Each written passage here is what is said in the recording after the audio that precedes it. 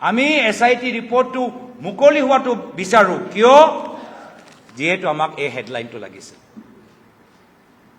আমাক এই হেডলাইনটো লাগিছিল এই শব্দ ভেলকিবাজি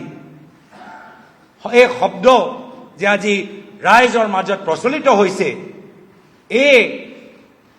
এই ফলাফলৰ বাবে আমি কোনো ধৰণৰ আইনী সহায় আমি লোৱাটো নিবিচাৰোঁ এয়া হ'ল আমাৰ পলিটিকেল সাকসেস আমি কোৱা নাই জনসাধাৰণৰ মাজত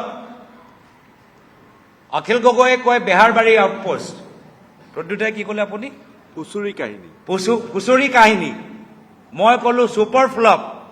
আৰু বিভিন্ন মাধ্যমৰ মাজত আলোচনা ভেলকিবাজি এয়া হ'ল আমাৰ সাকসেস আৰু সেই কাৰণে মই ভাল পালো যে মুখ্যমন্ত্ৰী আমাৰ জালত ভৰি দিলে SIT ৰিপৰ্ট মুকলি কৰিলে প্ৰায় 2.5 ঘণ্টা তেওঁ দীঘলীয়া কথাবোৰ ক'লে এটাও প্ৰমাণ তেওঁ দিব নোৱাৰিলে আপোনালোকে সাংবাদিকৰ প্ৰশ্নবোৰ শুনিব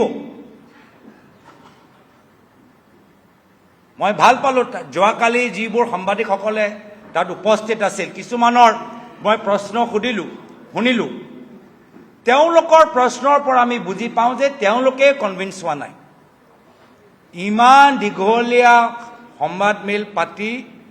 মুখ্যমন্ত্ৰী দিল্লীৰ পৰা মাতি আনি সাংবাদিকসকলকো তেওঁ কনভিন্স কৰিব নোৱাৰিলে সেই কাৰণে এই সংবাদমেলে কি মুকলি কৰিলে